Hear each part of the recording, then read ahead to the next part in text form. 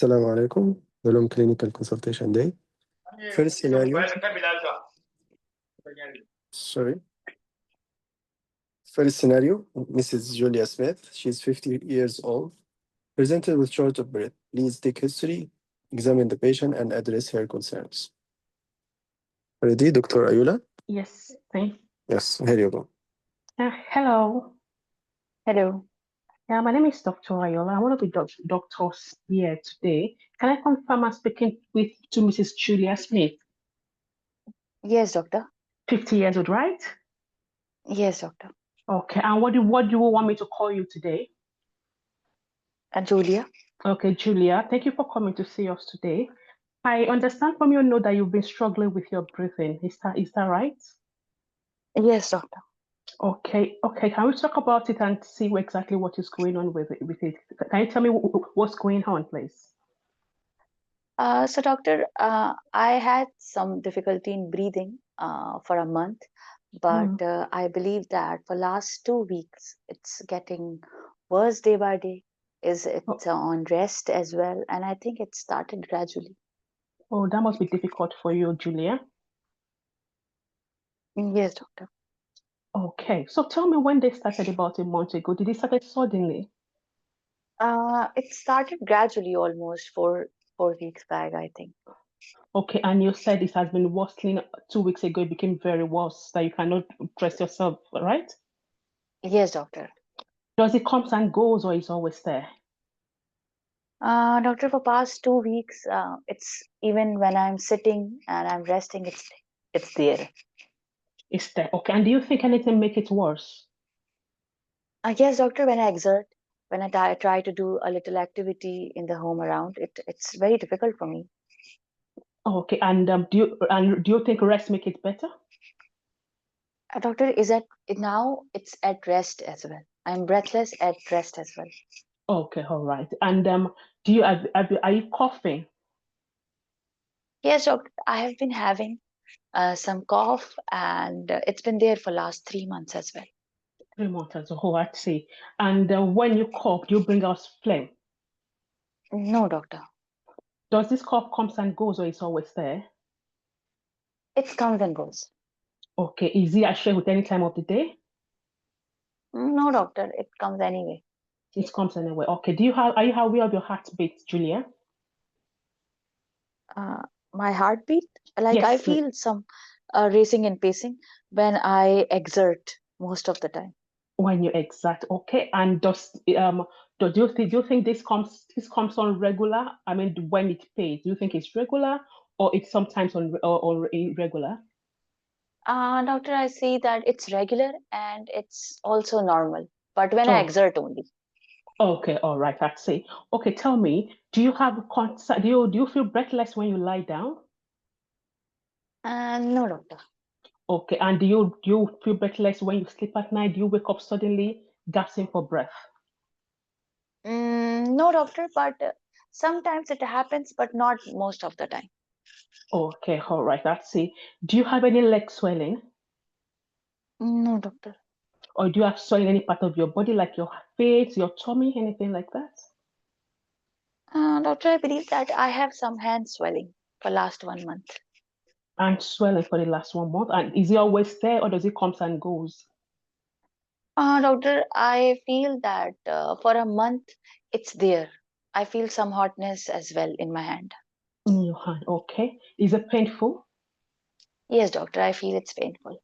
It's painful, okay. And this swelling that you have in your hand, which part of your hand exactly? Is it on the joint of is it in your fingers or on the wrist? Doctor, it's mostly in my fingers, my both hands. Your both hands, okay. And have you noticed any changes in the color of the hand? No, doctor. No, okay. Can I have a look at your hand, Julia? Yes, please, doctor. Okay, thank you. Are you able to move this hand? Has this pain affected your activity? Yes, doctor. I cannot. I feel that because of the pain, it gets better at the end of the day, most of the time with the activity. But most of the time, I have pain in the morning when I wake up, and it's hot as well. So I feel pain most of the time. Okay. Do you feel it stiff as well in the morning? For 15 to 20 minutes, not more. Okay, The photo in the chat box, you can see the hand. okay, I see. Thank you. Any change in the skin of your body? No, doctor. Do you have joint pain in any other parts, any joint in your body, like your back, your legs, your knee? No, doctor. No other joint. Okay, all right. So okay, tell me, do you have any stomach pain? Any? Doctor, sometimes I have acid brushes, like. Okay, acid brushes. Okay, all right. And do you feel you have concern with with swallowing? Any painful swallowing or any difficulty No, with doctor. swallowing? Nothing of No. such. Okay, all right. Do you have any pins and needles No. in your hands? Okay. Any change in colors of your hands? No, doctor. Any fever? No, doctor. Loss of weight? Doctor, I believe that for a month I feel that I have lost some weight, like 1 to 2 kg. I feel Oh, okay, all right. And what about your appetite? Any reduction in your appetite? appetite is fine, doctor. Any lumps and bumps in your body? No, doctor. No, okay, all right. Okay, so tell me, what about your urine? Any change in your urine? Yes, doctor. I have been having some frothy urine for a long time, but I feel that it's quite better now. Okay, and how long have you had this? For a year, doctor, I believe. For 1 year, I think. For 1 year, you've been having issues with the urine. Okay, have you ever seek help with the joint pain in the past, or the urine you've been having it for 1 year? Have you ever seek any medical help? Doctor, I had not noticed any joint pain before that. I have this for a month, most likely. Okay, all right. So tell me, have you managed for any medical condition? Doctor, I have SLE. You have SLA. Okay, I see. Yeah. Oh, that must be difficult for you, Julia. So how have you been managing Mm. this? Doctor, I have been like, it's been 2 years I have this, and I have been taking some medication. I am on tacrolimus once a week. I'm on methotrexate once a week as well. And on and off, I take steroids as well. Okay, all right. And Yeah. is it well controlled? Is it controlled? I mean, do you feel I don't know. you don't know? Okay, I'd say sorry about that, Julia. So tell me, Julia, do you have any legs pain? Any pain in your legs? No, doctor. No pain in your legs. Okay, all right. So apart from the medication that you are taking for this SLE, you have any other medication you're taking? Doctor, sometimes I take some gut protective medications like PPIs. I take sometimes some calcium supplements. On and off, I take. And is it helping you with the reflux that you're having? Yes, no, sometimes it helps, doctor. Okay, so I'll just ask you, apart from this SLA, do you have any other condition you're being managed for? No, doctor. No, okay. So I'll just ask you a yes or no question. Any headache? No, doctor. How about your vision? Any issue with your vision? No, doctor. Any pain in your eyes? Any pain in your? Eye pain, or redness No, of the doctor. eye?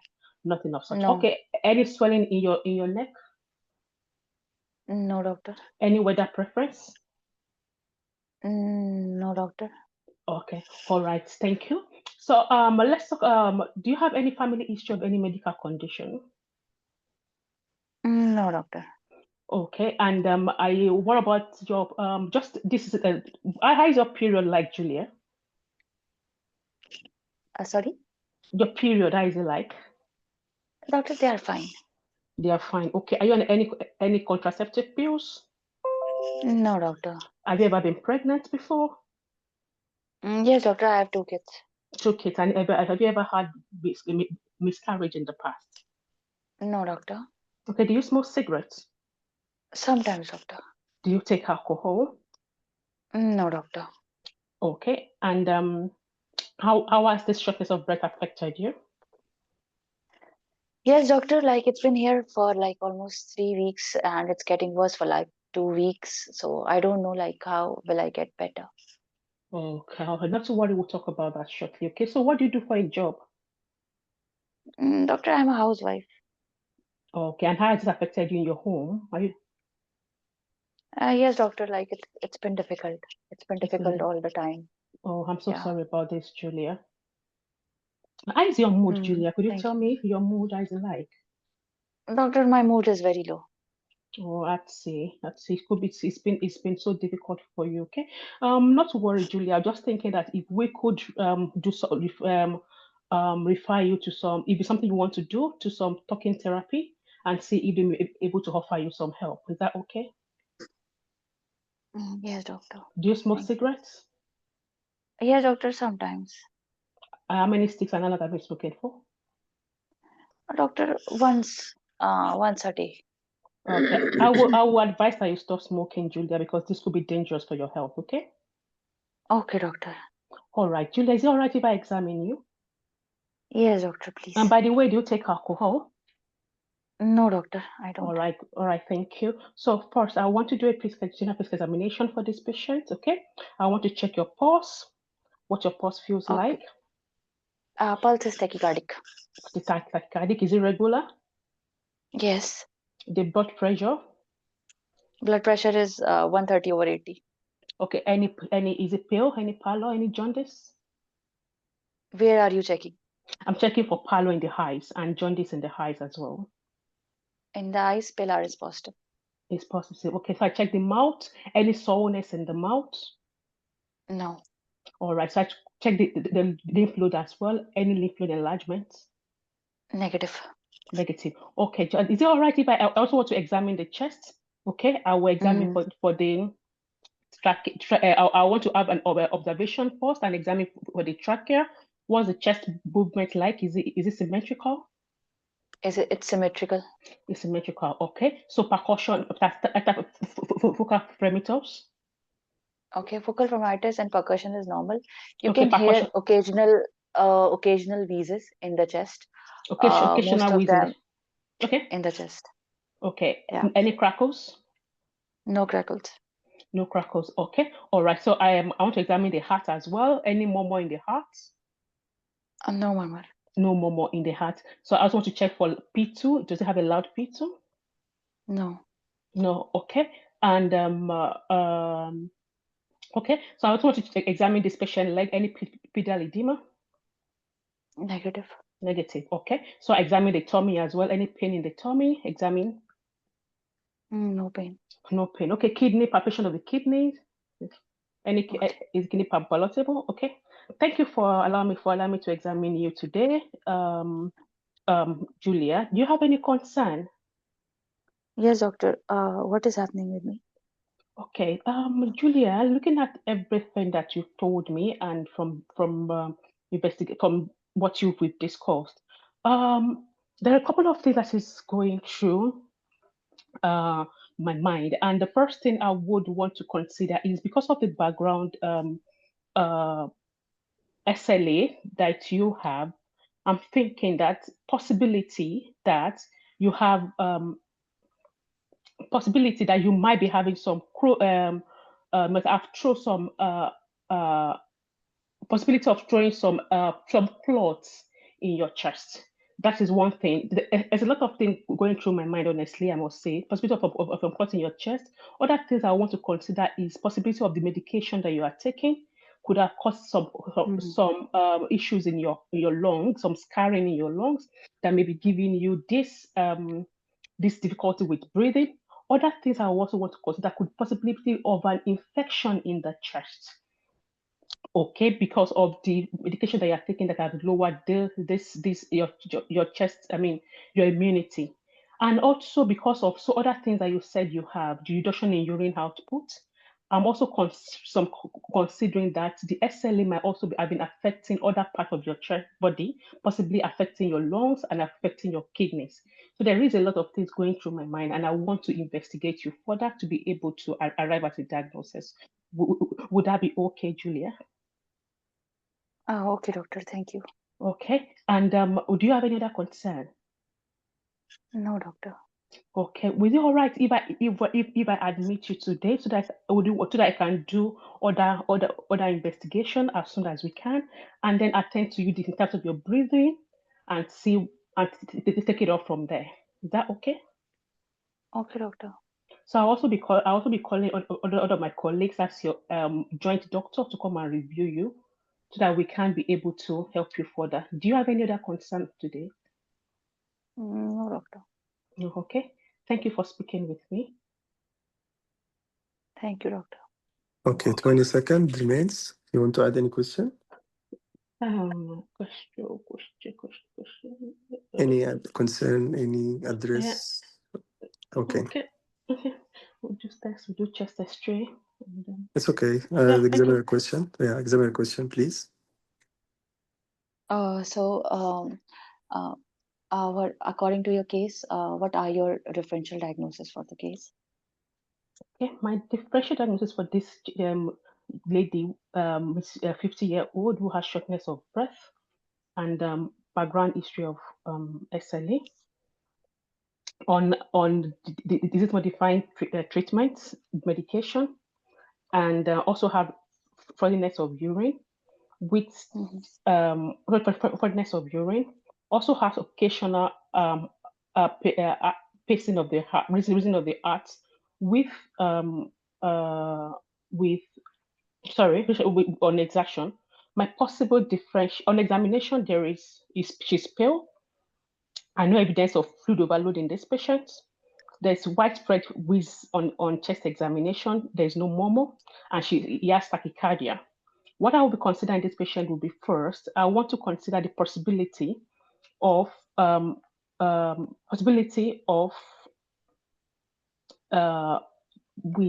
possibility of a chronic pulmonary embolism in her. I will also consider the possibility of anemia, chronic anemia of chronic disease in this patient as a possible cause of a shortness of breath, which can be due to the SLA and also the kidney affectation in these patients. Other things I will consider will be drug-induced pneumonitis, or also pneumonitis in SLA in this lady. Thank you. So how will you investigate and manage? Okay, to investigate this lady, first I want to do arterial blood gases. I want to do oxygen saturation, bedside observation, oxygen saturation, then do arterial blood gases to determine if the patient is in acidosis. Then I would do full blood counts with differentials, electrolyte, and creatinine to check out for the kidney function.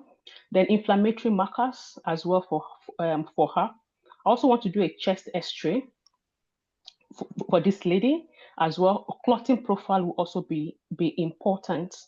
Then depending, I also do a D-dimer in her as well. Depending on the initial investigation, they can go ahead to do a resolutional CT scan to check for the to examine the chest, and also possibility of a CT pulmonary angiogram could also be a possibility in her. Thank you. Okay, how will you manage the patient? Okay, management of this patient. First, I want to admit this lady and do the ABCD of resuscitation. Check the airway, the breathing, the saturation. Then I also do I also do a personality team approach, and I want to focus on stabilizing her in the first instance, and then make an appropriate diagnosis depending on what the investigation result comes out. If the patient needs transfusion, I will do appropriately. Then, depending on the outcome, the multidisciplinary team approach will be used in a management, which includes the chest physician, and if the nurse specialist as well also be involved in a management. Then, if the diagnosis of possibly depending on the background diagnosis, the management would be in that line. If it's PE, only pulmonary embolism, the patient will be given anticoagulant appropriately. No. Anticoagulant. Sorry, please, apologies. No. anticoagulants. Then other things I want to do for this lady I also want to consider steroid if it's drug induced. So depending on the course of this patient, then I will go ahead to treat appropriately. But first, I want to stabilize. Yes, please take that one. Thank you. Thank you. Any other question you want to add? Dr. Minam? No, sir. No, sir. Okay, you can comment now. So, sir, the history was very nice, and it was very nicely managed with time, and examination uh, was good as well. I just wanted to add that the patient has some form of a hand pain, so you can just examine, if you like to examine the hands, like if there is any active synovitis or any tenderness, just to see that if there is any disease activity going on in the patient. Otherwise, the examination was very nice, and your differential was very nice. You can add pleurisy as well. One of the causes, it was lupus pneumonitis, and all the differential was very fine. And the management, treatment, all went very nicely. What she missed in the differential?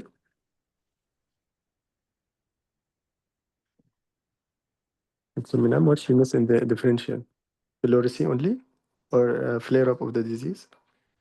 Yes, sir. I keep the differential of pleurisy.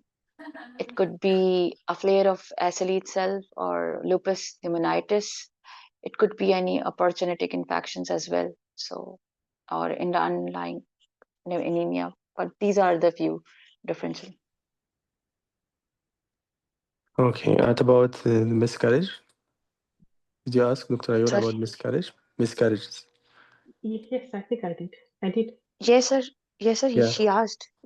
Okay, yeah, I heard about the birth control pills, but the miscarriage I didn't hear about. It's okay. Okay. No, she asked. Yeah. She asked. Yeah. What the importance of the miscarriage in this patient?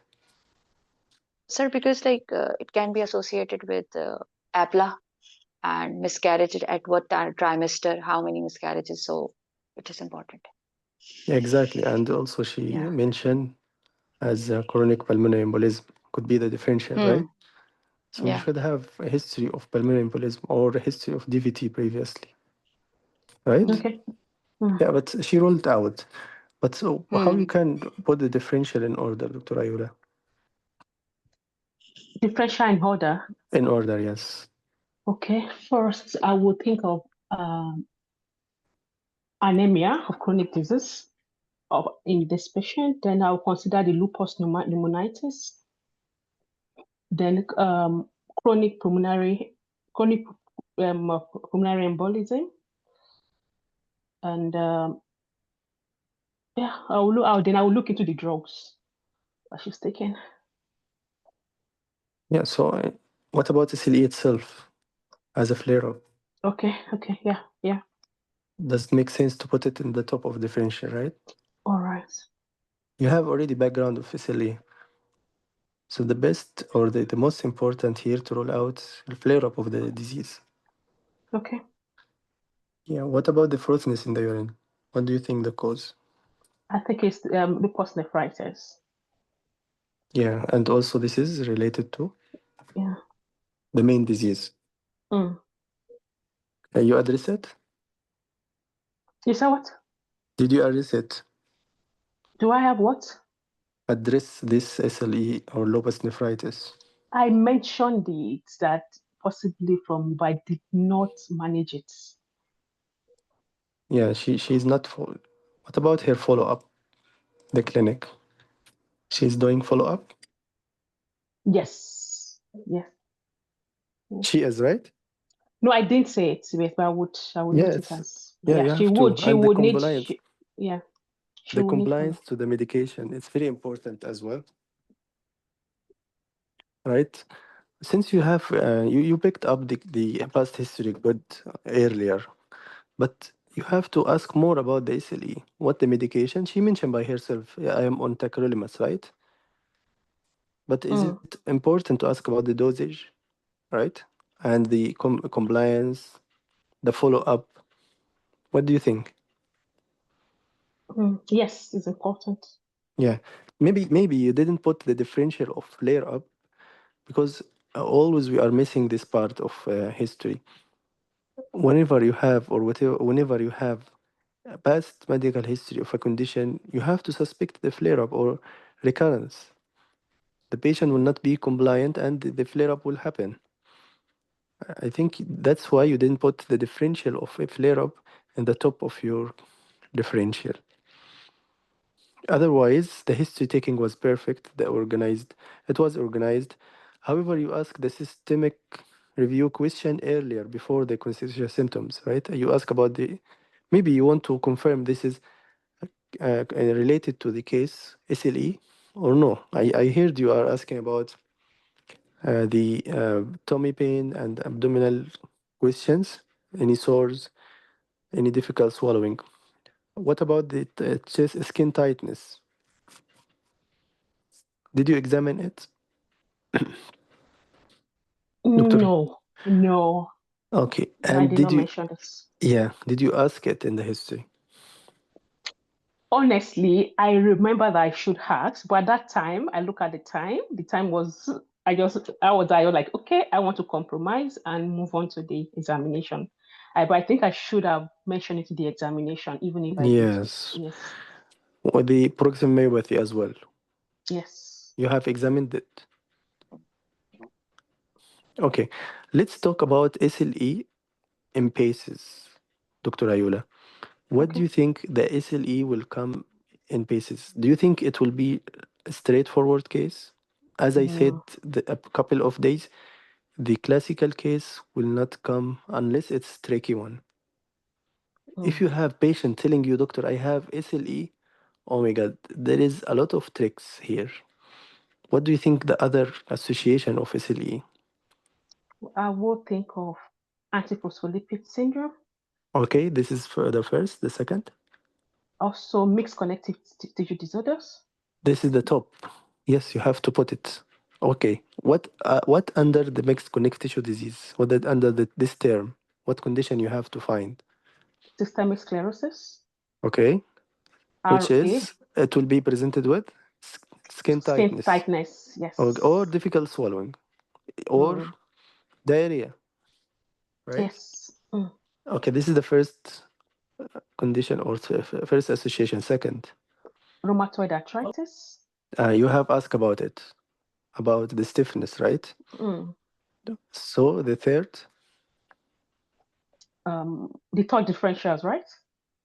third association with SLE or a mixed connective tissue Tissue disease disease. Okay. will be, Oh heck, it's not I, coming forth now. I mentioned it, proximal myopathy. So you will Okay. talking about muscle pain, Mm. skin rash, dermatomyositis, right? Okay. Dermatomyositis or polymyositis. Then you mentioned APLA, antiphospholipid syndrome, Mm. right? Mm. So it's not the case will not be as simple as you expect. It might be something hidden. I have to pick up it or to explore it. Here in this scenario, you explore about the antiphospholipid. You missed the dermatomyositis. You missed the systemic sclerosis as a part of the skin manifestation. But you ask about difficult swallowing, which is good. You can pick up it from the swallowing. And diarrhea as well. You have to ask all these questions. It can help you. The SLE, rheumatoid arthritis, as you said. Sjogren, it's one also of the association. So you ask good question, any redness in the eye, but add to them any dryness in the eye. Okay? Mm. Dryness in the eye, dryness in the mouth. These are the possible differential or the possible association with with SLE or with any of these connective tissue disease. So they are coming either together or coming in association. Okay? Yeah. So in The, this question now, do yeah. we give differentials of shortness of breath in in SLA, or we look out for the differentials of like the possible differentials of the old disease as a whole. I mean the old No, condition. no. I'm not saying you will give differential of other disease Mhm. with SLE. I am saying that the case might include the other manifestation or Okay. other association, but the presentation and the differential, as you mentioned, the first of them, SLE or lupus flare up. Okay. Okay. The second, as you said, what? Lupus What? nephritis, pneumonitis, Okay, the pneumonitis and then related to the lupus disease. pneumonitis, Yes, either disease or medication, right? medication, yes. What else? Anemia of chronic disease, Okay, what then else? chronic pulmonary embolism, then drug-induced pneumonia. Okay, we've talked about drug-induced pneumonitis. Then We mentioned opportunistic already the drug infection, induced, but before all opportunistic of infection. chest infection, okay, pneumonia because of immunosuppression, yes. Mm. What else? Very important presentation of SLE as serositis, right? Mm. Serositis. Does it make sense? Yeah, Serositis it as does. pleurisy. So pleurisy also you can put it as short of breath. The heart failure you already mentioned. Even the nephrotic syndrome can cause short of breath if you have Mm. puffiness in the eyes, lower limb edema, right? Mm-hmm. Okay. One more question, Dr. Ayola, because your exam is near, right?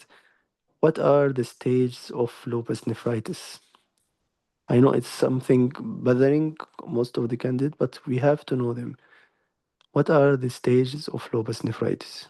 Stage of lupus nephritis, I think it's 5 stages. Okay, no, it's not a good way to answer question. Okay, first stage. I've not checked this up in recent time.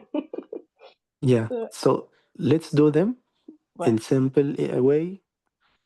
One and two, three and four, Mm. five and six. Okay. One and two will be one and two will be first or stage one, normal kidney, Mm. right? Two, stage two will be mesengiocapillary. Okay, they are related to each other, both of them, and they don't need any medication. Okay, it's a benign stage. Three and four, three and four, they are together in one term, combined in both conditions. Stage three and four. Do you know what is the main term? Uh, yes. Focus. I think focal and diffuse Exactly. yeah, Yeah, proliferative proliferative. glomerulonephritis. Exactly, Mm. proliferative. Proliferative. Three will be focal, fourth will be diffuse. Mm. Okay, both of them proliferative. Glomerulonephritis.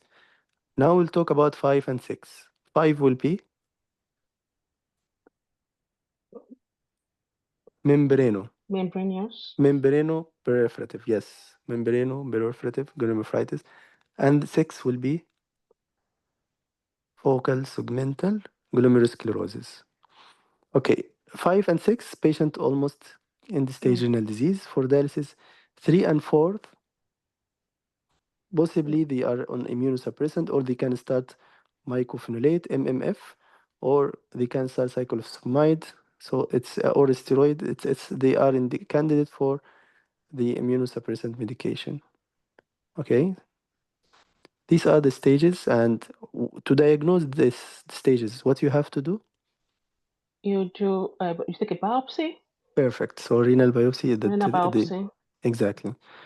I think I try to cover the topic well from A to Z, but it's very big topic.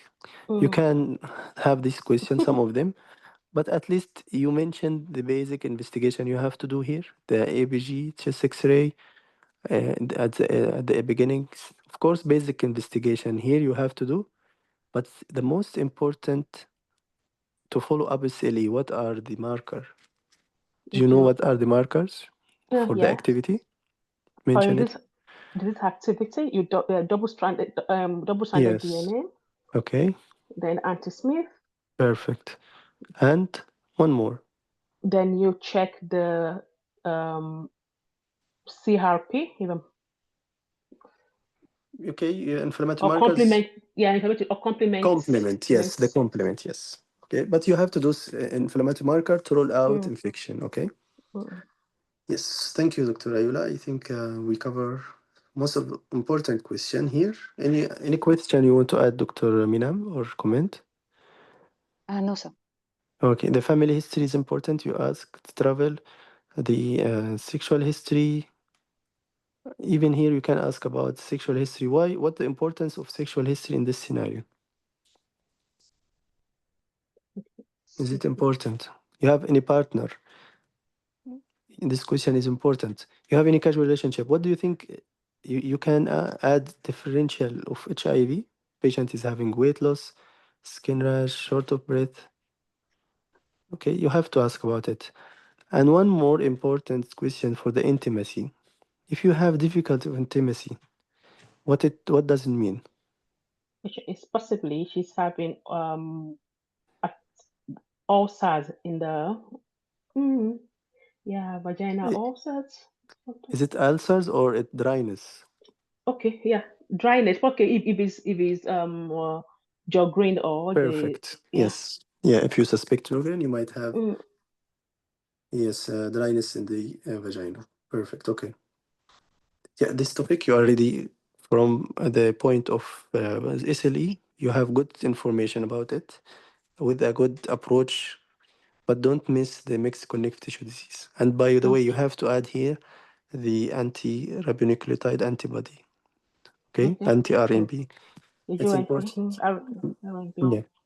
Okay, anti-nuclear RNP. antibodies, of course, Mm, ANA or rheumatoid because it's called seropositive arthritis, right? Disease. So you have to mention these all manifestation and the all investigation. Clear? mm, Okay. Let's. I will write the case for Dr. Minam. Dr. Minam, your scenario is little bit lengthy, but I will try to summarize. I will come back to the discussion.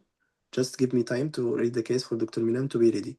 You are the senior house officer in the gastroenterology outpatient clinic. You are asked to see Mrs. Jenny Seen, 38 years old woman who has been referred by her GP following the finding of abnormal liver function test on routine blood testing. The results are as follow. ALT is high, 235. AST is high as well, 145. Alkaline phosphatase, 95 within normal.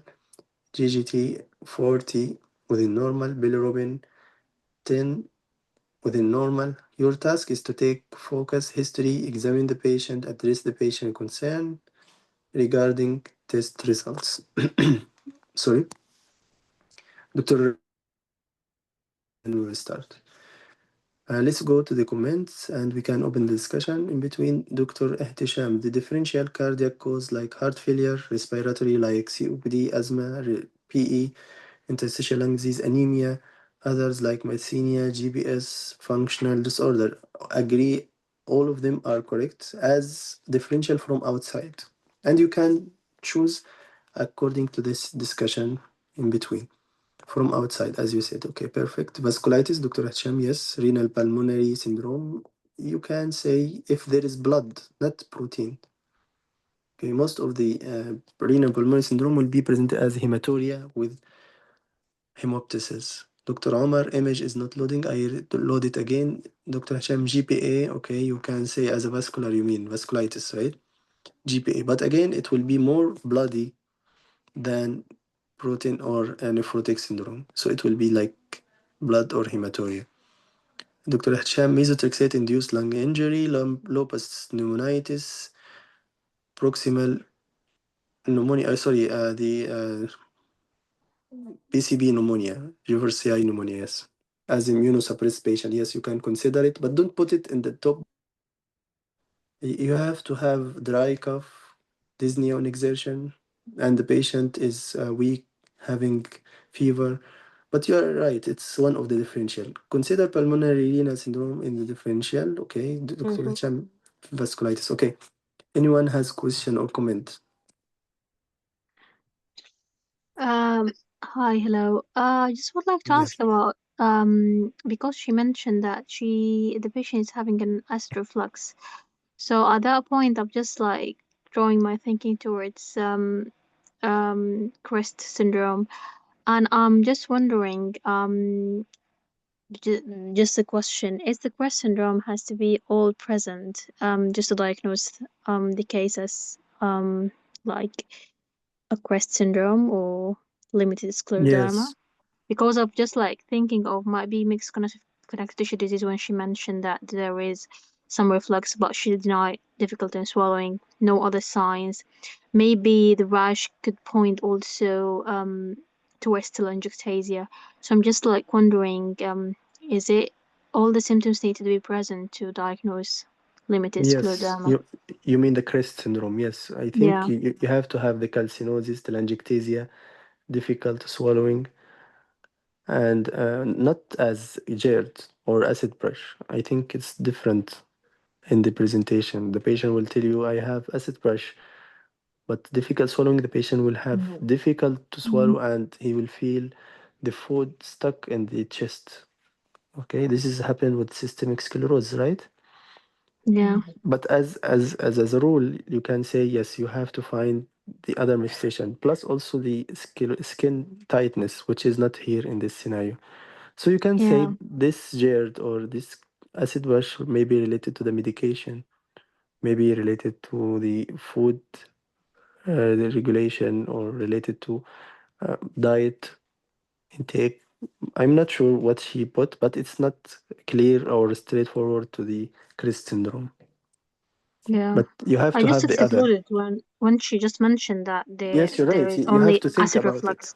Yes, yes, you have to think about it, but you have to have the other finding or manifestation of Yeah, CRISP. yeah. I think one finding would be like most likely, Yeah, maybe accidental or medication side effect or anything else. exactly. Okay. But Yeah. the most important here is to search about others, not only skipping or overlooking it. Because you might have Mm, this condition and you didn't screen. Mm. As I mentioned to Dr. Ayula, you have to ask either in the history taking or to do examination of the tightness. Mm. If you are sure mm, that you will do it in the examination steps, okay, you can skip it in the history, but sometimes with the stress, you might even skip or you might forget to do the skin tightness test by benching and ask the patient to bench her skin. Okay, so you mm-hmm. might forget it. Plus the puckering of the nose, microstomia, small nose, so a small mouth Yeah, opening. yeah, Yeah, so if you have any SLE patient, you have to search and to rule out the systemic sclerosis. yeah. It's a good point. Thank you, doctor. I had to mention. Thank you, You have Dr. any Oscar. yeah, any other question or comment? Okay. Assalamu alaikum. Walaikum assalam. Yes, Dr. Hisham. I just wanted to ask one more thing Mm-hmm. regarding this patient. The patient was taking methotrexate and Mm-hmm. tacrolimus, but generally with SLE, we do tend to give hydroxychloroquine as well. So, uh, I mean, it wasn't in the drug list of the patient. At least I didn't hear that. So, what exactly was the reason for that? And the patient had any previous diagnosis of lupus nephritis or not? Because I'm just thinking on the line that considering if she's on tacrolimus and she's also on methotrexate, so maybe she had some kind of a lupus nephritis in the past, which was treated and she was on maintenance for that.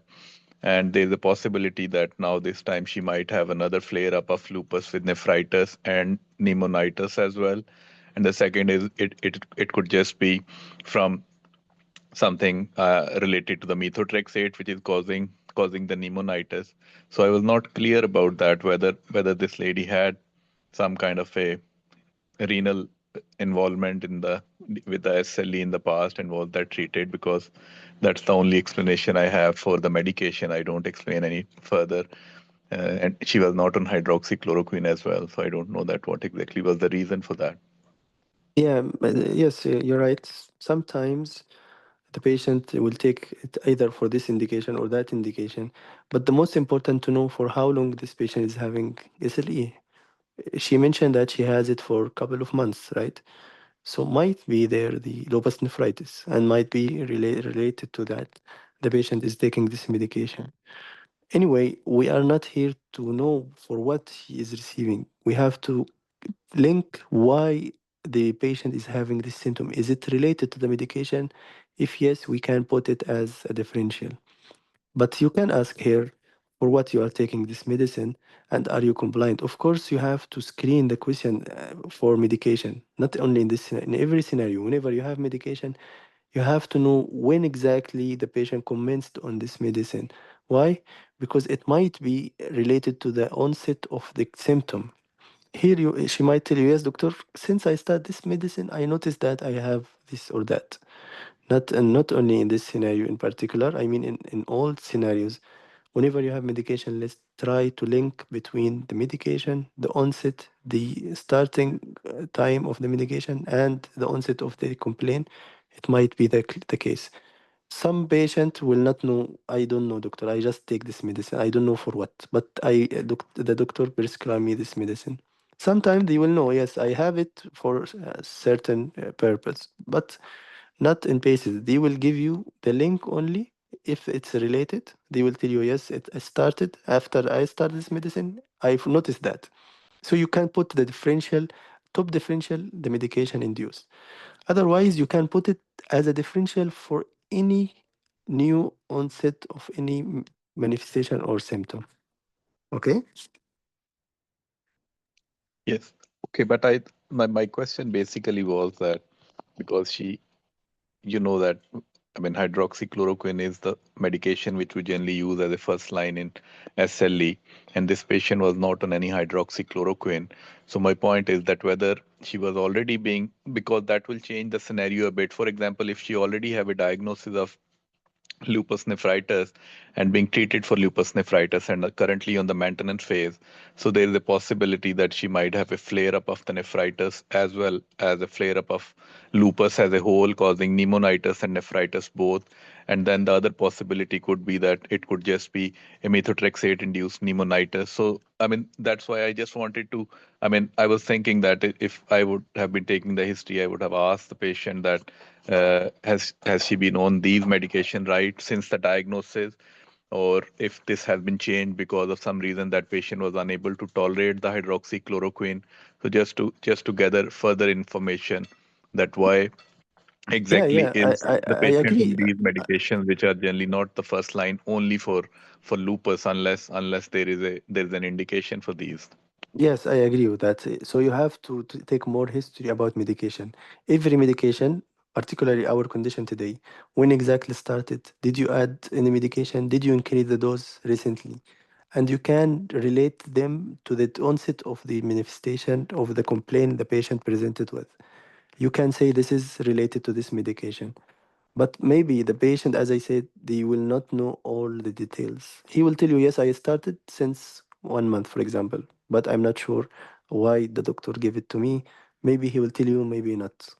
But it's valid to ask about every medication, particularly you might put it as a differential. Here, it's very important to say methotrexate, and you have to know the history of commencing the methotrexates. I agree with the point. So you have to ask more, Dr. Ayula, about the medication. That's why also I commented earlier.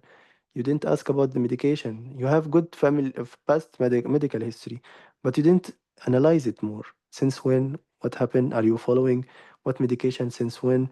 Did you add? Did you change the dose? All of these will help you to reach to the possible differential. And you can add here also over counter. Some patients, they will not be controlled on this medication.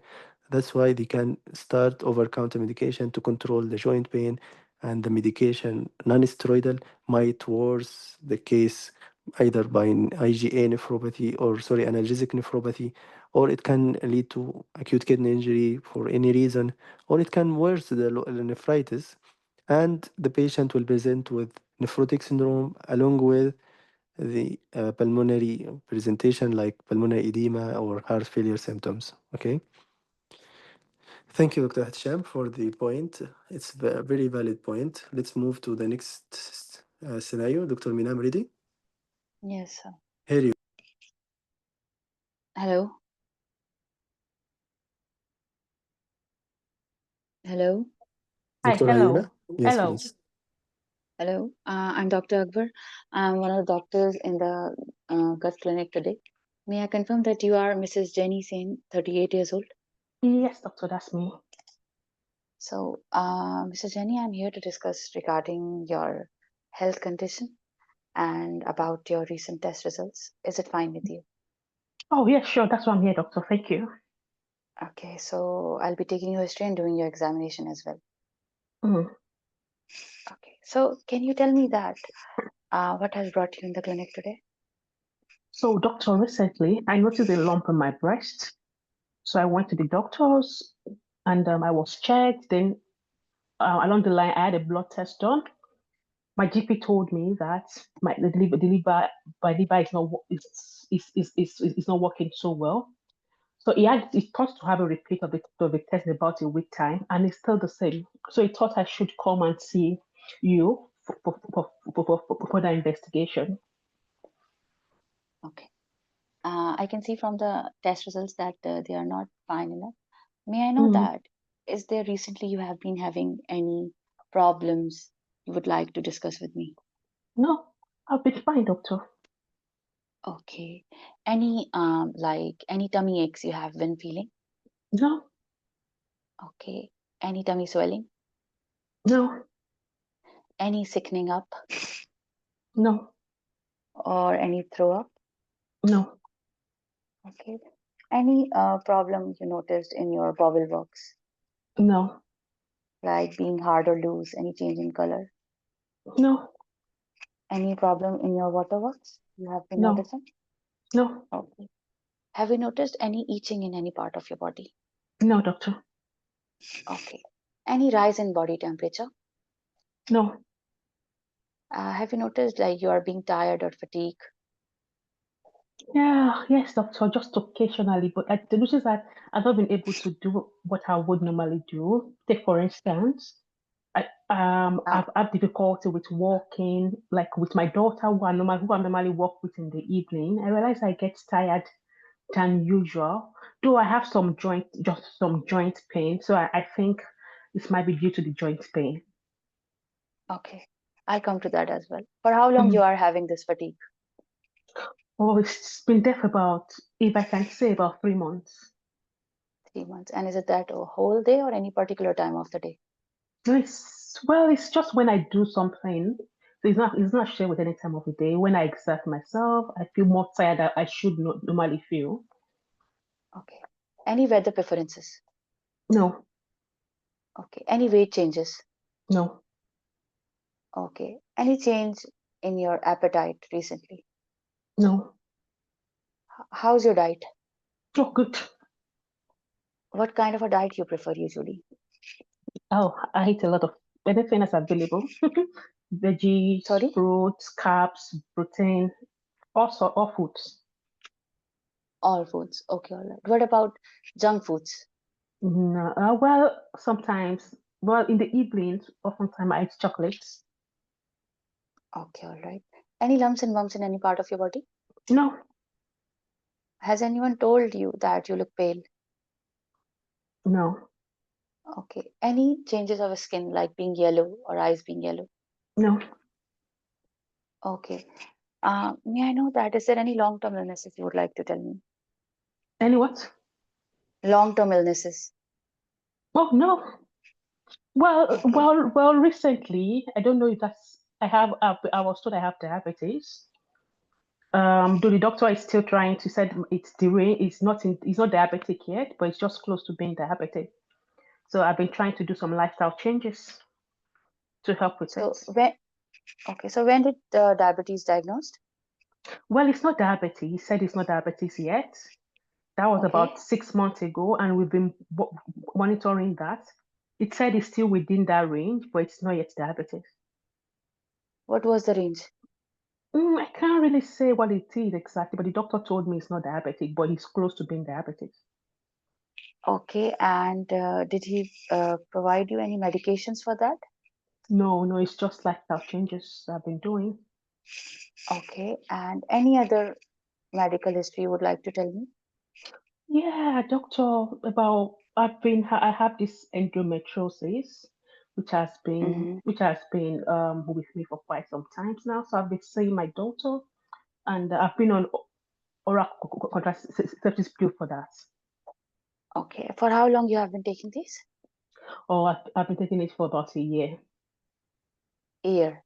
Any other Mm. medications you would like to show me? No, that's just the only thing I'm taking.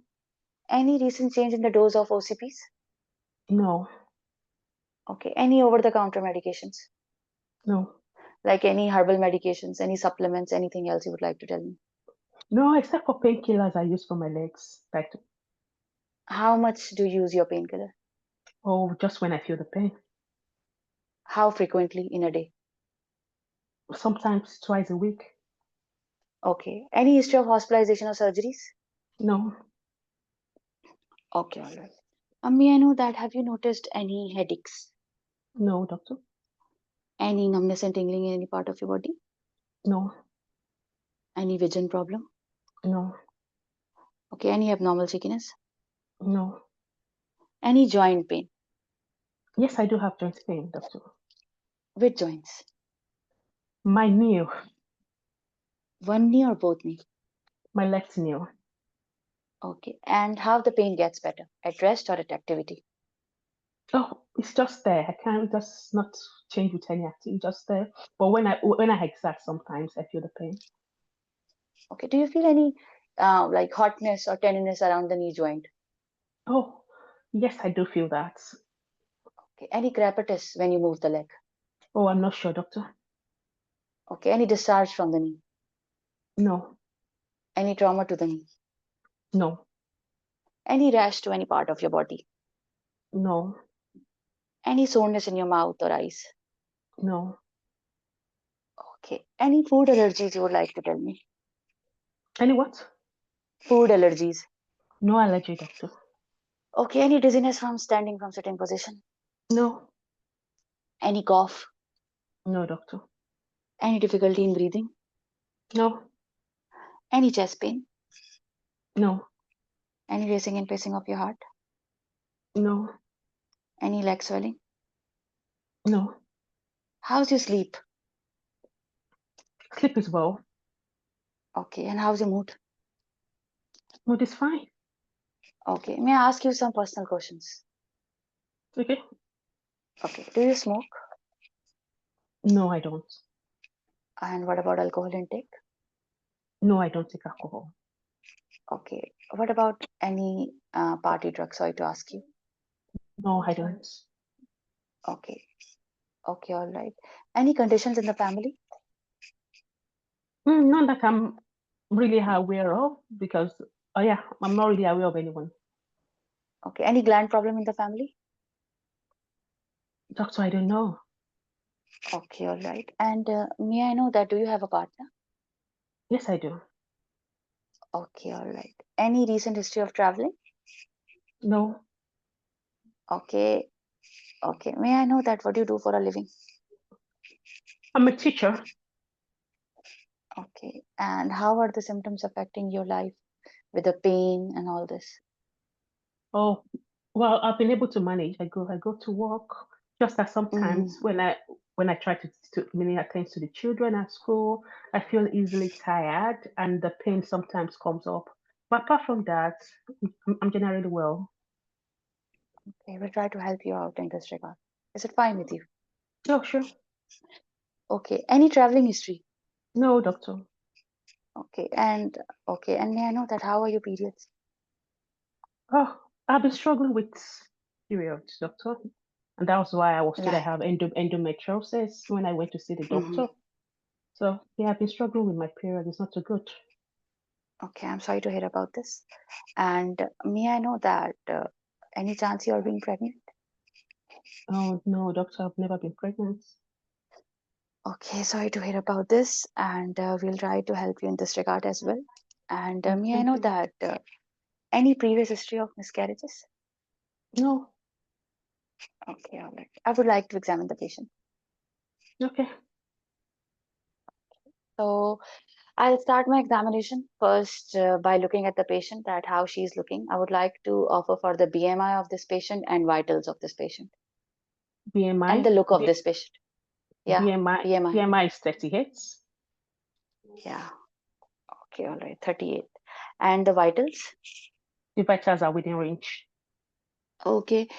So I will see the hands of this patient for any skin changes, any nail changes, any anemia, any xanthelismas or any tuberosities in the hands. I would like to check for the skin, any dryness in the skin. I would like to check for the pulses as well. And I would like to check the facial appearance of this patient. Then I will check for any anemia, jaundice in the eyes, any xanthelismas, specifically in the eyelids. And I would like to check the mouth of this patient for any anemia, jaundice. And I would like to check for the lymph nodes in the neck as well. And I will do the complete abdominal examination in form of superficial palpation for any pain, then deep palpation for any visceromegalies in the patient. Patient has hepatomegaly. Okay, what is the consistency of the hepatomegaly? About three finger breadths below the 3 finger breadth below the right costal margin. And it's non-tender? Not tender. Firm. It's firm. Okay, thank you. And smooth. Okay, then I will check for the spleen as well, any ascites, and I will then check the legs of this patient for any leg rashes, any pedal edema. In the end, I would like to offer for the gut sound, digital rectal examination, inguinal lymph nodes, and bedside observation, including the sugars of this patient as well. Okay. Blood glucose, good. Yes. Okay. Okay. So, Ms. Jenny, what are your concerns, please? Doctor, why am I here? What do you think is going on? Okay. After taking your history and doing your examination, there are few possibilities in my mind.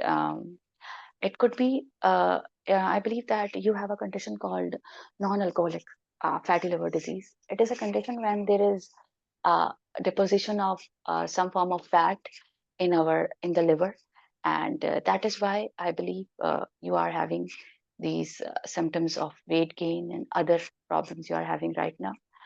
Otherwise, it could be related with the medications you have been taking for your endometriosis. The OCPs could lead to the problem in your liver function test as well. And sometimes it could be related with the gland in front of your neck. Could be one of the possibilities that it's not functioning well. We'll do some test in form of some blood test as well, some scans of your tummy as well, and then we can discuss further management plan with you. How's that sound, Steve? Oh, yeah. Yeah, good. Okay, doctor. Yeah, so what So what do you want to do for me? Because I'm just worried because I've not been able to have, like I said to you, I've not been able to get pregnant. I'm just thinking that could this be why I've been trying to get pregnant all this while? I don't know. It's really concerning to me. I can understand your concern. What we'll do that we will make a team of doctors, include a woman 2 minutes doctor, left. and a physician, a dietitian, a physical trainer, and a gland doctor if required. Weight management is very necessary for the healthy lifestyle, not just to get pregnant even, but there could be other possibilities that you have some form of a problem in your private organ as well. It could be one of the reasons as well. But weight management is very necessary to get pregnant. What we'll do that we will be making a specific plan of diets for you as well, with the involvement of a nutritionalist or a dietitian, and we will involve a physical training for you as well, and we will also involve the women's doctor. Then if we can see that how we can review your medications you have been taking, and that will all will make a plan for you, and then we will be following you up in the clinic as well. Okay, doctor. Thank you so much. Any other concerns for me? No. Okay. Thank you so much. Okay, you're welcome. You are done. We can go to exam question. Dr. Ayula, you can start. All right, well done, doctor. So tell me, can you please present your positive findings in this patient? So I have taken the history and the examination of this 38 years old young female with no significant past medical history of note, except she had an history of endometriosis. For that, she has been on OCPs for last 1 year, and she had some issues with her diabetes, pre-diabetes maybe in the background, and no constitutional symptoms of note. I could find no significant history of alcohol or smoking, no significant family history of note, though there is a significant history of diet in the patient as well. And other than that, on examination, the BMI seems to be higher from the normal range as well. Other than that, there is hepatomegaly, non-tender, form inconsistency, 3-finger breath from the coastal margins. I can feel it.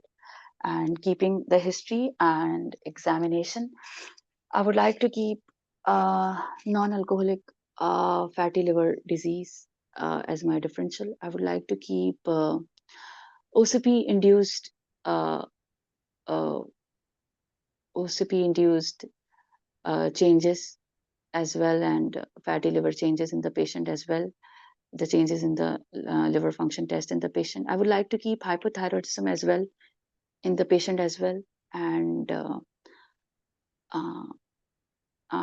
that's it.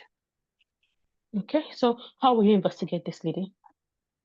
So I would like to go for investigation in form of baseline investigations like complete blood count, and I would like to go for a lipid profile in this patient as well. I would like to go for renal function test in this patient. I would like to go for a fibrous scan in this patient as well. I would like to go for a complete thyroid profile in this patient, HbA1c of this patient as well, ultrasound whole abdomen in this patient as well, and that's it. And other than that, I would like to go for an X-ray knee in this patient as well to rule out for any changes like in the knees as well. And management will be in form of education, counseling, explanation to the patient, making a multidisciplinary team, which will include a physician, a dietitian, a physical trainer, and specialized nurses, and weight reduction management plan or program. And I would like to follow my patient as an outpatient, and my main focus will be also addition of a gynecologist as well. I would like to review her medication. I would like to engage her in a weight reduction program as well. I would like to make a specific lifestyle modification, including the dietary style modification in the patient as well. And that's it. Okay, so if you want to put into consideration the new pain that this lady had, what are the things that will change in your management?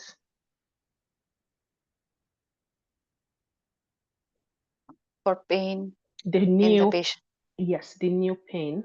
Do you want to consider it in your diagnosis? it could be related. It could be because of osteoarthritic changes. Could be a part of that as well. It could be gout as well. With the weight, patient could have a gout as well. Then I would like to have a scan and uric acid levels in this patient as well. And weight reduction, again, will help him. Pain management will be there as well. Okay. All Yeah. right. Thank you. Thank you for your. Thank you so much. Well done. The management plan Okay. finished. Okay. Management. Management plan. Yeah. Management. I think she spoke management. Can you just highlight it for us again? Okay. If she didn't pick up the She did- diagnosis, you can help her and ask about the case itself. Okay. So tell me, Doctor, sorry, please. I'm trying to remember your name. I'm so sorry. So what if this patient has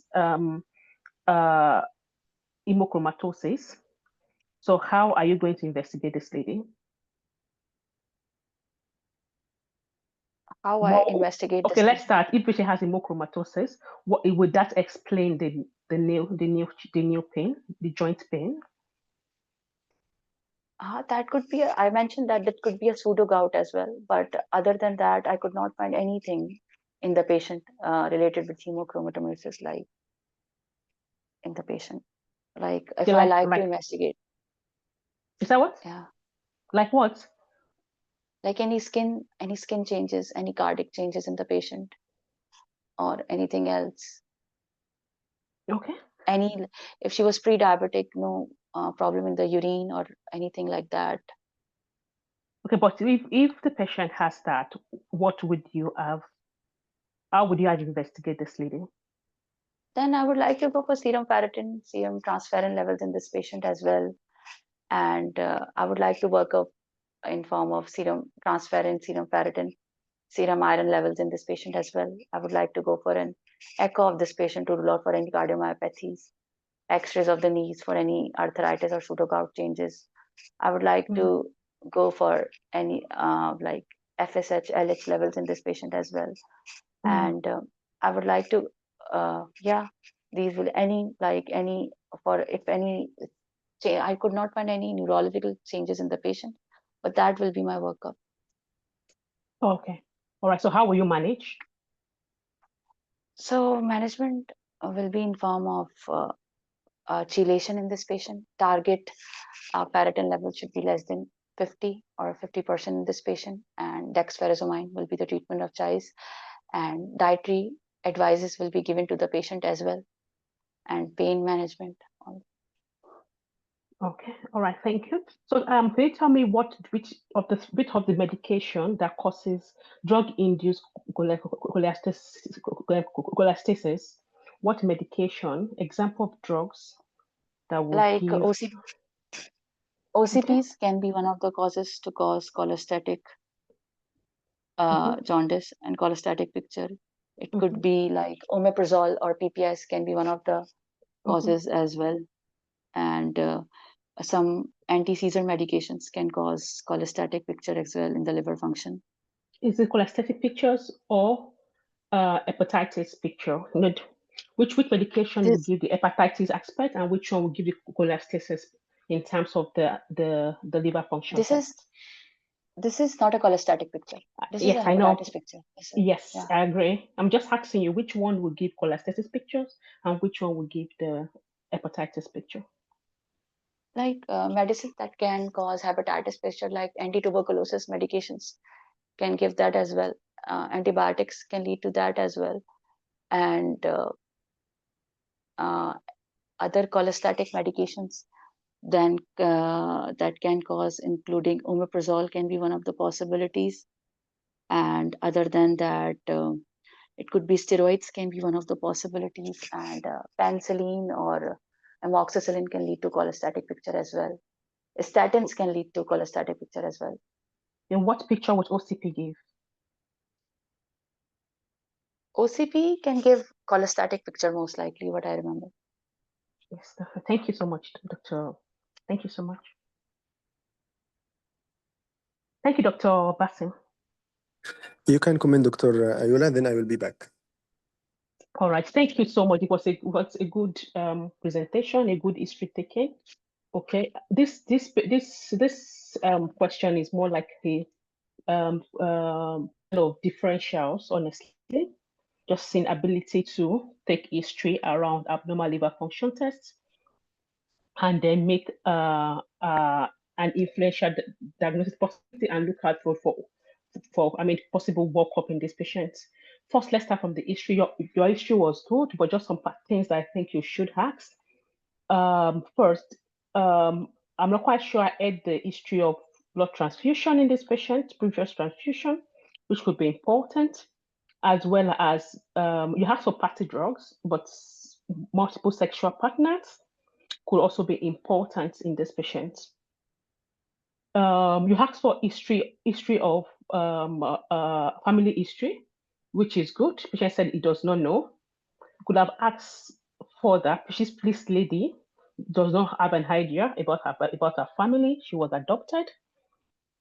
But in other scenario, they could say the mother has a positive history of hepatitis, which could also bring that in as a possible differentials. But in this patient, that is not the case. Okay. So looking at this whole scenario as a whole, Your differentials they were good. Examination was good, but I think you missed out the examination of the nail, which is quite important in this patient. That was one of the things I noted down. I'm sure because you didn't consider the hemochromatosis, you didn't consider examining the cardiovascular system in this lady. The differential, like I said, were good. Donor-Quali fatty liver disease because of the BMI the patient has, the pre-diabetes is also in keeping with that. Hemochromatosis, I don't think you need to wait for the skin changes to be able to say this patient possibly have a hemochromatosis. Hemochromatosis should possibly come up in this patient differentials because she has a joint pain, which is possibility of a pseudo gout, has a pre-diabetes already, and having a hepatitis picture of the liver function test also has an hepatomegaly. I think this ties up most of these findings, but there are other things that could, like you explain, could be an osteoarthritis that the patient is having because of the weight, which is a very good explanation for what is happening. The drug-induced too is also a possibility, but the COCP will give more of a qualitative picture than the hepatitis picture. Then the autoimmune hepatitis is also a possibility in this young lady, especially for someone that is trying to achieve conception who has not been able to do that. Though the endometriosis can explain this, okay? Even the hemochromatosis can also explain this. The position of the iron on the ovaries can also cause a period to be irregular. It can also explain this. So it is more of like a discussion of possible differential, like is a case of differentials, ability to explain what you have in mind, which I think is what you did, and it was quite good. It was quite good. But for all this question, I think I will rate hemochromatosis high in this patient. Then I'll think possibility of autoimmune hepatitis. I'll think possibility of non-alcoholic liver disease. Then I can put drug-induced liver injury as well. But I would then say that I will expect the OCP to give the qualitative picture of the liver function disease. But your differentials were quite good. The management too was good as well, but you forgot the patient's nail totally, even in your discussion. You forgot in the follow-up. So it was a good presentation and good history taking. Well done. Thank you. Okay, thank you, Dr. Ayuna. Good case with the clues, but I want to add one comment regarding the family history. I think Dr. Minam asked about family history, right, Dr. Minam? Yes, she did. She did. And I cannot remember what you mentioned in the family history. I said I don't know anything about my family. Okay, so it's adopted, right? Yes. Yeah. Okay. Sometimes, yes, we are make it difficult, but I hope as a clue you can even say I am adopted, doctor. Or you will say, yes, my father was having a liver issue or whatever, family having a disease in running in family. Or I remember my father was having, if she specify, for example, in this scenario, your father or mother has any of the liver disease? Why? Because as a clue, supposed to be clear that this is adopted patient, the candidate can get the case. So that's why I'm trying to find out why Dr. Minam couldn't get the case. However, she did a very perfect history and examination. Apart from the knee, which she missed, but the history was perfect. Really, Dr. Minam. I don't want any of you, once he's not picking up the diagnosis, to be upset. Why? Because we are learning here. You might be disappointed here and upset now, but you might learn a lot from this case and you might find the case in the exam.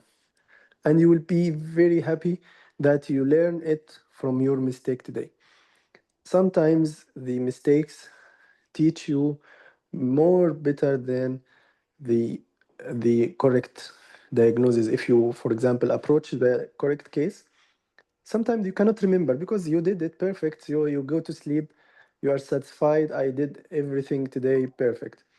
But once you have mistaken the case, you will think why I couldn't pick up the case, why I couldn't think about that, why I couldn't examine the knee.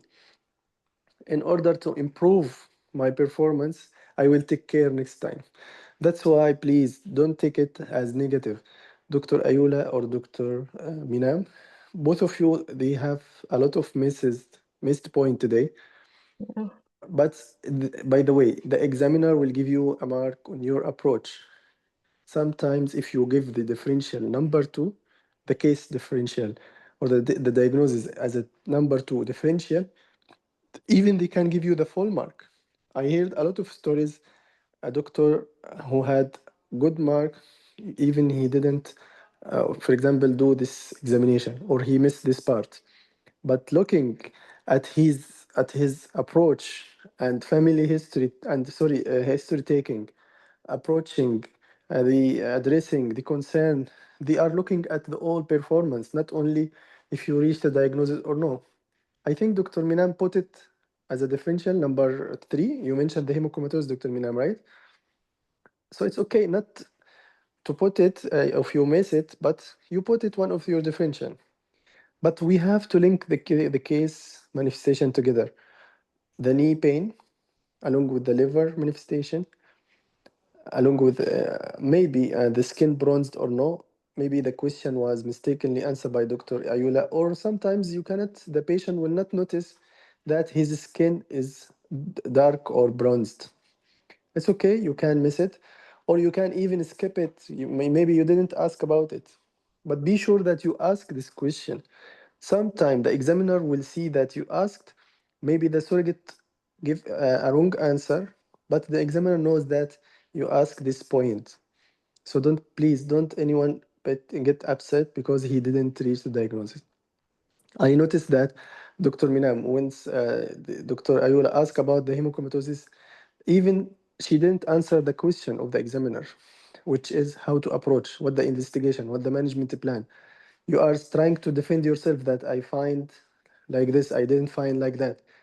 But please follow the scheme. If the examiner start to ask you, he's trying to get some marks. He try to give you some marks, and if you kept saying, doctor, I said like that, he answered me like this. No, no, don't defend yourself while he's asking the questions. It's 5 minutes only. Imagine maybe this 5 minutes can pass you or it might fail you. If you start to be confused or panic, oh my God, hemochromatosis, I didn't get the case. He will ask you 2 minutes, 2 minutes more about hemochromatosis. Maybe if you answer all the questions of hemochromatosis, he can give you the mark. Okay? So don't be upset or don't be panic. I didn't catch the case. Okay? Forget about it. Then I have to focus on the remains minutes to answer the examiner.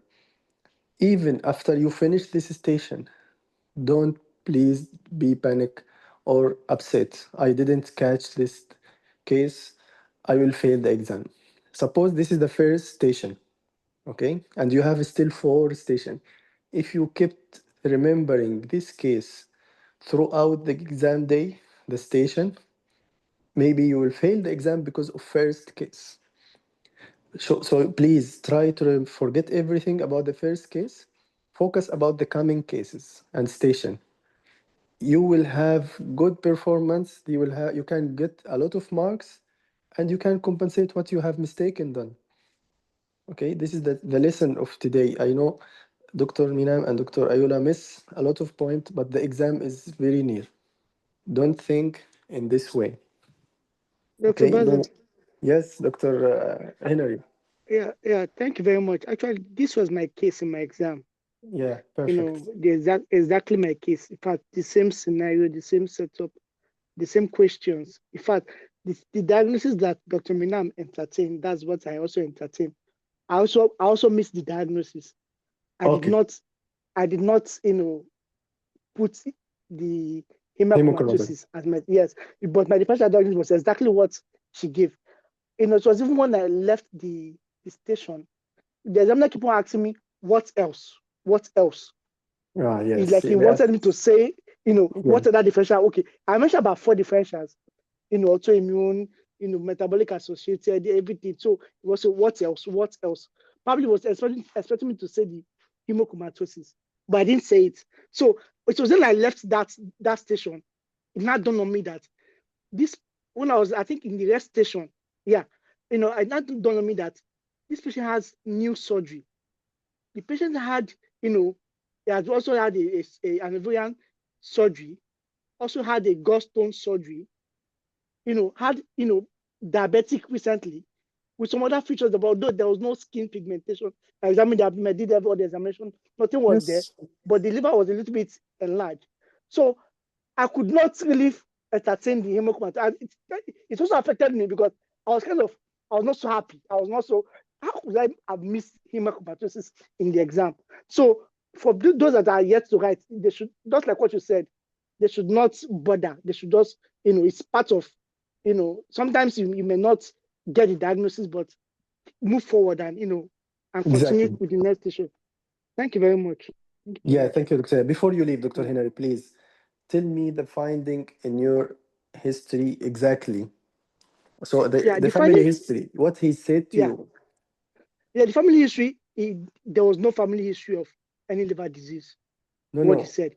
Okay. I also asked the answers. I want to show the candidate that the surrogate, he will try to help, or what the kind of his answer are the words he's mentioning. Can you say what he said exactly when you ask about family history?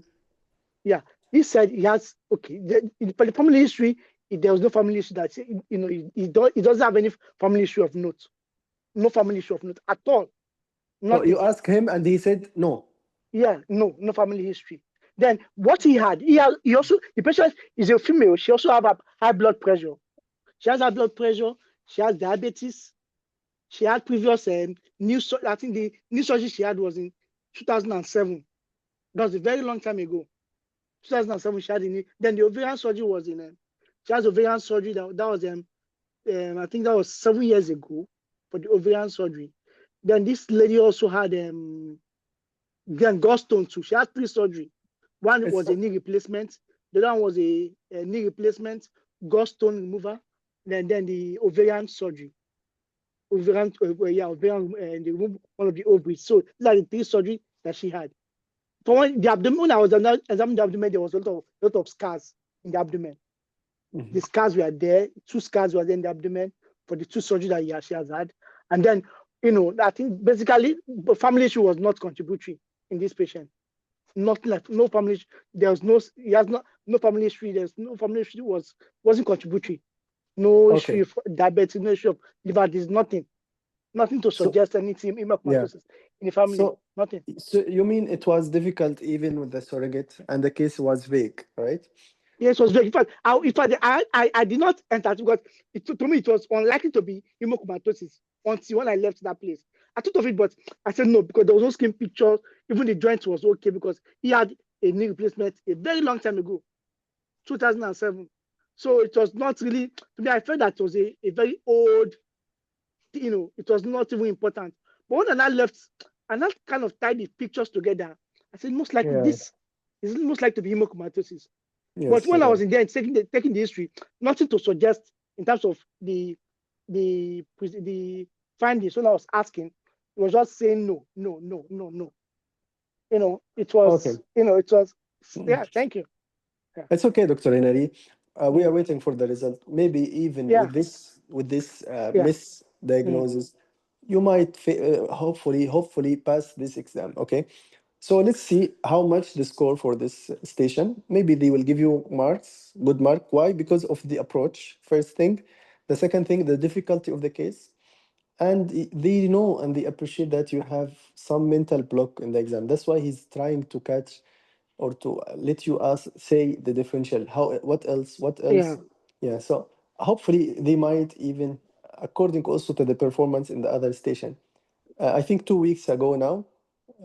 2 weeks now. Yeah. 2 weeks. So maybe by the end of this week, you might have the result. And I know that you practice many times with us. So please share with us the feedback whenever the result released. Okay. Thank you. And thank you also for your experience, Dr. Henry. Again, advice, please don't be panic or upset or don't be bothered that you didn't catch the case. Believe me, if you do so, you might even lose the other cases, which is very difficult scenario in the exam day. Okay, let's go back. Hi, Dr. Badin. Yes, Sorry. yes, Dr. I Awad. was just thinking that this case, like I Mhm. said earlier, it's more like a case of differentials. Okay. I was just thinking that if the candidate is able, if one is able to look out for the possible differentials and you take the history, like Dr. like she did, and Mhm. also the examination findings like she did, and the differential as well. I think she did. In my own opinion, I'm not an examiner really, but I think she did quite well Yes, yes, I with agree. with the history taking examination and everything. I think she did quite well, and she gave good differentials.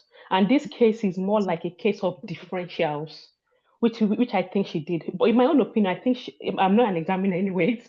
I think she did quite well, really. Yes, I Really, said I that, think. Dr. Ayula. I said that. And I said, apart from examination of the knee, she did everything, even the exam. Mm, So it's okay. Please put in your mind whenever you have a liver disease with mm, newly diagnosed diabetes or recently having blood sugar, high blood sugar, with joint affection, think about hemochromatosis. Of course, the big clue will be the family history.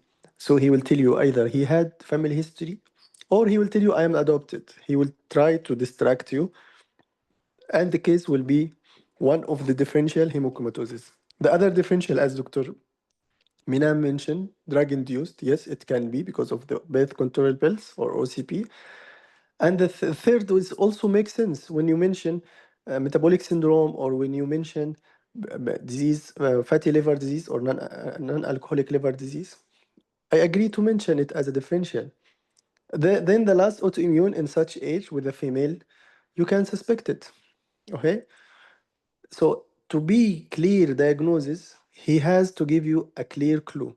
If he didn't give you this clue, you can put any differential and we can accept all of these differential. But be sure that whenever he put the clue for you and you didn't give him the differential and the top, he will minus you. What I mean, if he give you a family history of liver disease and you didn't mention hemochromatosis, you'll be in trouble. Okay, diabetes and the joint pain again, all of them are a clue for hemochromatosis. I think Dr. Minam was preoccupied with the fatty liver when the patient mentioned or the surrogate mentioned, I have high blood sugar. She thought this is a case of fatty liver or non-alcoholic liver disease or metabolic syndrome. That's why she was resistant to give another differential or to think about other differential. But again, as a differential, you can give it as the third or second, and the examiner might give you a good mark. I hope it's clear. It's a session to learn, not to be upset that I didn't catch the case or the diagnosis. It's a matter of learning a new information. I put in mind that there is relation between liver enzymes and high blood sugar and joint pain and bronze skin and family history. All of them are clues that if you link together, you can think about hemochromatosis. I think also Dr. Henry missed the case maybe because hemochromatosis was not in his mind that time. You listen to him, he said, after I get out from the station, oh, it was linked together. It can give me a clue for hemochromatosis. So please focus, try to be calm down while taking the history, and hopefully you can read the diagnosis. Sometimes the examiner are very helpful. They will ask you more, and once you mention it, he will stop you there and he will ask you about the topic. How to investigate hemochromatosis. Know that he will give you a good mark. Whenever he asks you about a topic, and this is the topic of the case, he will give you a good mark accordingly. Okay? Anyone has a question? One Yes. thing to add, Dr. Bassem, is the prevalence of hemochromatosis in the white skin people. It is very prevalent. It's the most common inherited metabolic disorder, more than cystic fibrosis here. So they are hemochromatosis minded. In any gastrostation, especially including liver examination, hemochromatosis should be on your differential, whether it's on the top or in the middle, depending on the clues that, as you've explained very well. But please keep the hemochromatosis in your differential most of the time. Hemochromatosis and Wilson as a metabolic, inherited metabolic disorder in the background. So this is the lesson from this case today, to be honest. Thank you, Dr. Amar. Yeah, very nice comment. Remember this area, this point in the area of white skin people. So yeah, it might not be there.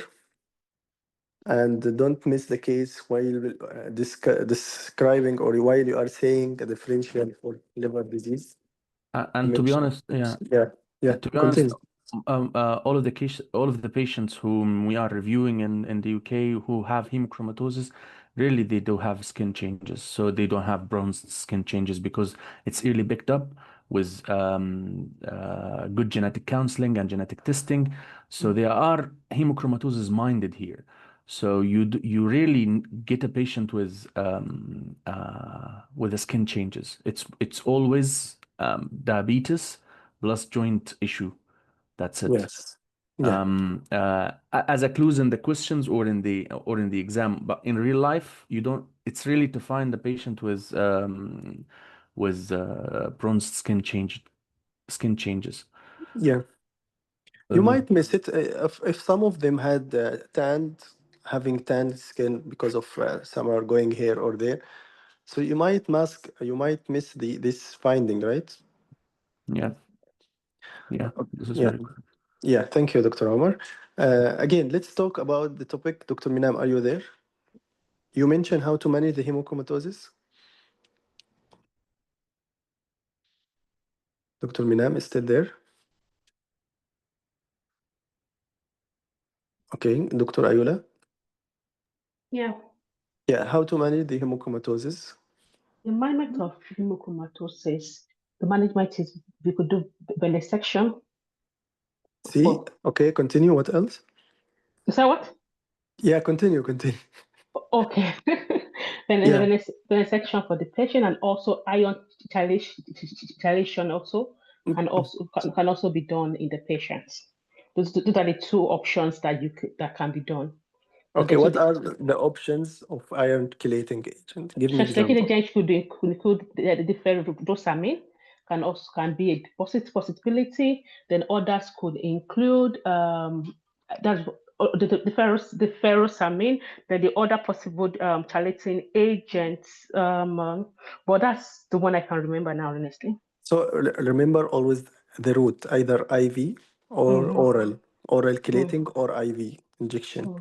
The medication injection, as you mentioned, this fruxamine. For the oral, difebrone. Okay. One important thing I want you to know: whenever you start the management plan, don't start with the pharmacological. As again and again advice, start with the non-pharmacological. So give me the examples of non-pharmacological.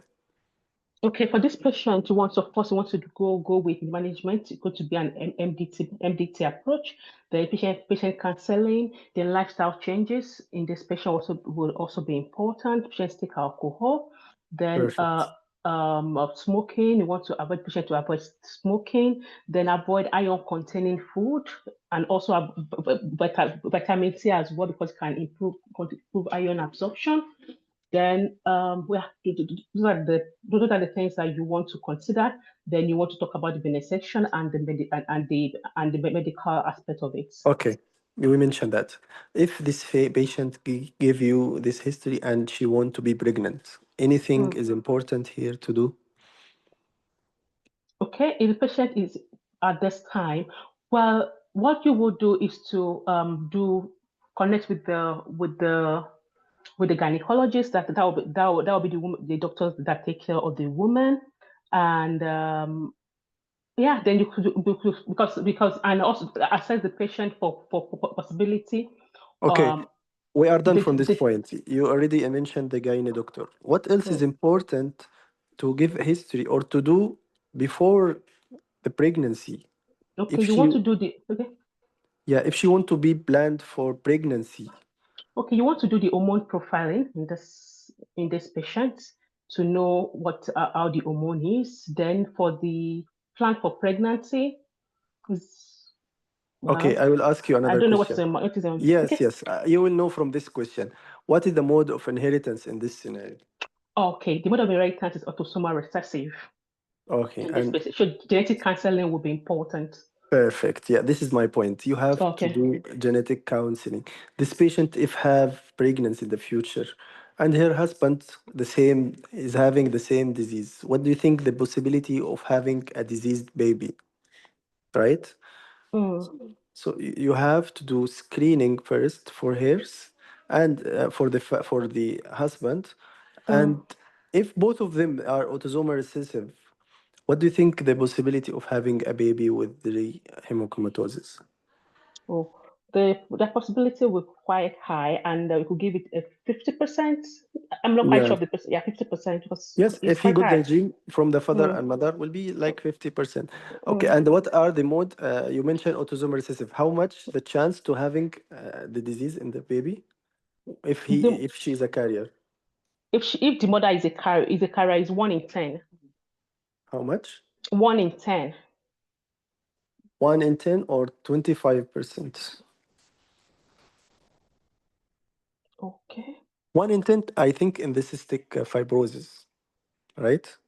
There I is, think yeah, but here in every autosomal recessive, it's 25%, right? 25%. There is possibility to be a carrier, as I think higher, but in the autosomal recessive, 25% for every baby to have the gene or to have the disease. okay. You mean to be for the child to be a carrier, not that if they are both for the child Yes, to be a yes, yeah, carrier. they Okay, will yeah, be a carrier. Yes, yes, yeah, you'll be. 25%. Yes, So yes, I mean 25% 25%. carrier. Yes, will be carrier. Yes, you're right. Yes. Yes, yes, sir. And 25% without the disease. Okay. Yes. Thank you. Okay. Thank you, Doctor. Yes, Doctor. Dr. Hinari. Oh, sorry, Dr. Ihtisham. Genetics counseling is 50% as if the father and mother having disease, 50%. 25 if the mother only having disease. 50 for the carrier.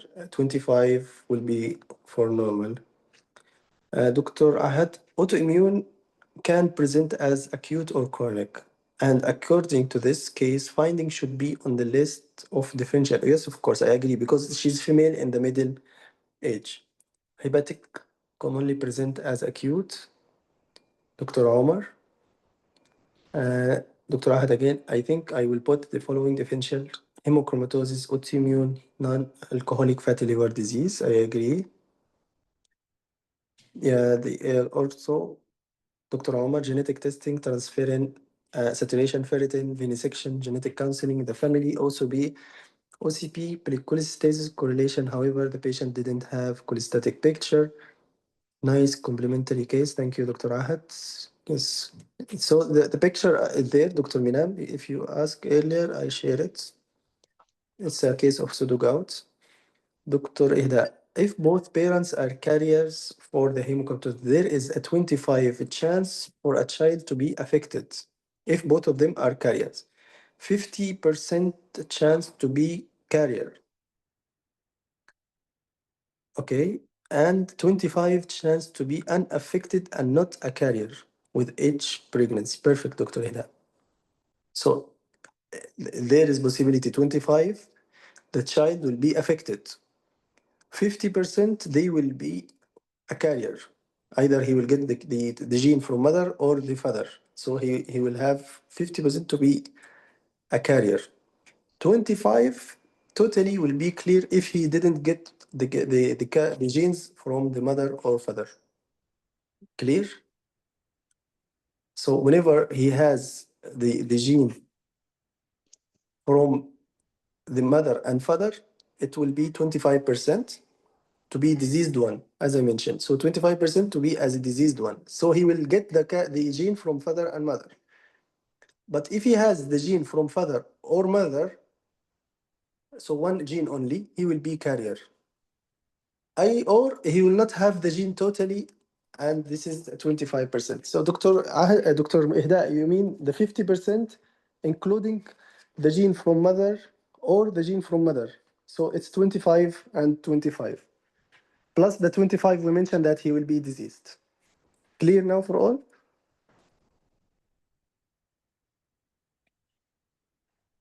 Okay, sounds clear. Anyone has a question? Yes, Dr. Ahad? Yeah, I just would like to add something. So this is a very nice case, to be honest, for possible differential diagnosis. It's just like a form of brainstorming.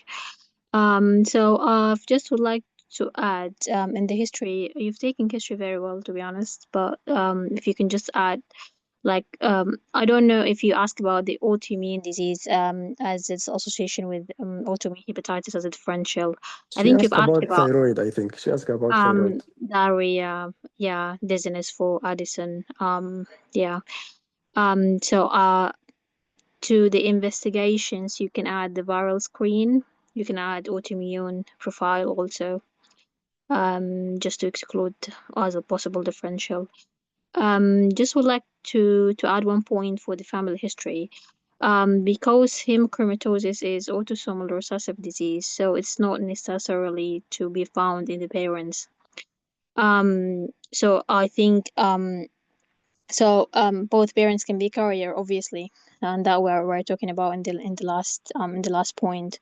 So I think because it's been also repeated in one case, I think before I heard from one candidate before that there is an autosomal recessive disease. I think so, and there is a negative family history. So if you find, and we just like found these similar cases in the hospitals, patients with like autosomal recessive disease and their parents are quite well. They are just a carrier and no any manifestation of the disease. So if you find autosomal recessive disease with negative family history, this shouldn't like direct you away from this disease. Could the parents be just a carrier? Yes, perfect. Yes, good point to mention. Yes, Dr. Ahad. Yeah. It's more clarifying the point that Dr. Ayula said, no one of my family having any disease. Yes, it's explained, as you said. It's correct. Maybe they are a carrier and they will not have the disease, of course. Yes. Any other comment? Sorry to interrupt you, but I want to stress on this point. Anything else you want to add? No, thank you. Thanks. Yes, a good comment. Thank you, Dr. Ahad. It's very important to screen the thyroid and the other autoimmune if you suspect it's autoimmune condition. And I think Dr. Minam did that. However, again, don't feel upset whenever you miss the case or the diagnosis. Okay? This is the take-home message from today. You have to focus about other station, not only this station. The exam is 8 station. Hopefully, you get the learn and sorry, you learn the point today and the lesson. Anyone has other comment before leaving? Dr. Hida again, yes, wrote them. Unaffected 25, carrier 50 chance, inherit one mutate copy and one normal copy. Exactly was what we mentioned. Yes. Yeah. Thank you, Sorry. Dr. Hida. Yeah, Yes, I think that yes, Dr. I just want more. I think that yeah, the candidate was very good and efficient in terms of taking the history and doing all the. So I think the main thing is that we need to utilize the 5 minutes before starting the case. So Yes, if such a case come in the exam, so when we are outside in those 5 minutes, we just need to find out that what could it be. So first of all, it could just be a primary liver disease. So in that case, young female, think about an autoimmune hepatitis, think about a viral hepatitis, think about a hemochromatosis, think about a meta. The one thing I think that the name has changed, and some of the examiner nowadays they want to hear metabolic dysfunction associated liver disease rather than non-alcoholic yes, because the nomenclature has changed now. So please be mindful of that. The new name is MAFLD, not NAFLD. So this is Yes. something which you need to take care of. So when you're outside, obviously, then you need to utilize that time. Okay, what it could be, just think about a primary liver pathology first. Now when you are making, obviously, primary liver pathology as the most likely cause, then think about the questions which you definitely need to ask. So obviously, in the initial review, you know that you need to do a complete GI analysis of the GIT and hepatology as well, related question, jaundice and everything. Now what are the questions which are more important outside of that? The important question would be, in that case, if the patient have any risk factors, as the candidate have already mentioned. So I think one thing she should have asked about is perhaps any kind of a dental procedure. So I think that's one of the thing which was missing. So she could have asked about any dental procedure being done in the past, and any blood transfusion in the past. The other thing is that when you are making a list of differential, because you haven't investigated the patient yet, so don't limit yourself to one or two things. It could be autoimmune hepatitis, it could be hemochromatosis, it could even be Wilson. I mean, you can't say that I have ruled that out. So make a list. Yes, your priority would be based on what you have found in the history and examination. So this is a lady who's relatively young age. She is having a high BMI of 38. And so how, because the purpose is that you need to fill in the fill in the boxes and fit in and explain that why you think this is your diagnosis. And believe me, the examiners generally, they don't look into the exact diagnosis. They generally look into the approach. They will not be interested as long as you are able to explain that. For example, if you have to explain all the things in this patient with a metabolic dysfunction associated fatty liver disease, you can explain. How you can explain? Obviously, with the fatty liver disease, patient being overweight, having a recently found to have high blood glucose, which could obviously be a part of metabolic dysfunction. Thirdly, the pain in the knee because it is large weight bearing joint, so it could just be an early osteoarthritis. This is one way of describing that. The other could obviously hemochromatosis can explain. So it is all that how you present and explain your findings and defend that.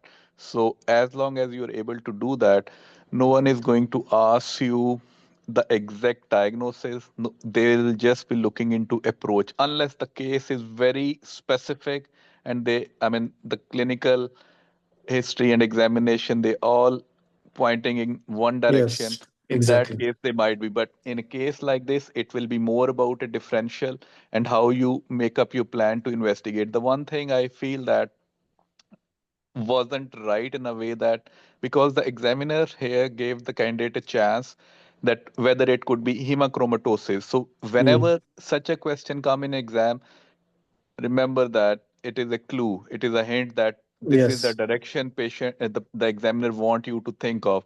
Never Yeah. say, never argue that no, it cannot be like that. Yes, Yes, you can say exactly. Yes. that. You can say that, in my opinion, although it could be possible, but it is less likely. And why it is less likely? Because of these things. Never say that no, because the patient Yeah. hasn't have any skin changes. Skin changes can be absolutely absent. You don't know about that. So sometimes people might only have these kind of liver dysfunction without any Yes. obvious skin changes. As you mentioned, the patient might be using something on the skin. It might be hidden. Exactly. So you cannot Yes. say so differential because you haven't investigated. So Mhm. history and examination will just lead you to a differential diagnosis. And I think that's something which we need to learn, obviously, from an exam point of view, that no one is going to ask you exact diagnosis in Yes. such cases.